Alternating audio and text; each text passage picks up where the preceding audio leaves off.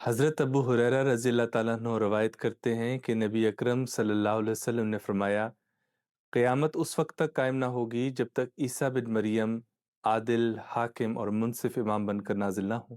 وہ آ کر صلیب کو توڑیں گے، خنزیر کو قتل کریں گے اور جزیہ کو معاف کر دیں گے، اور مال اس قدر زیادہ ہوگا کہ اسے کوئی قبول کرنے والا نہ ہوگا۔ حضرت عیسیٰ علیہ السلام کے نزول سے مراد ان کا جسمانی طور پر آسمان سے واپس آنا نہیں، بلکہ ان کی صفات اور مشن کے حامل ایک اصلاحی وجود کا ظہور ہے۔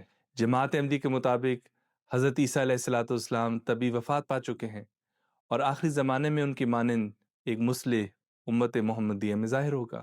حدیث میں صلیب توڑنے سے مراد عیسائیت کے غلط عقائد کا علمی رد ہے، خنزیر کے قتل کرنے سے مراد اخلاقی برائیوں کا خاتمہ ہے، اور جزیے کے موقوف ہونے سے مراد مذہبی جنگوں کا اختتام اور دین کا غلبہ دلیل اور امن کے ذریعے ہے۔ مال کی فراوانی سے مراد روحانی دولت اور ہدایت کی کثرت ہے۔ جماعت احمدی کے مطابق یہ پیشگوئی حضرت مرزا غلام احمد قادیانی علیہ السلام میں پوری ہوئی، جنہیں ہم مسیح موعود اور مہدی موعود مانتے ہیں، اور جن کا مشن اسلام کی روحانی تجدید، امن اور اخلاقی اصلاح تھا۔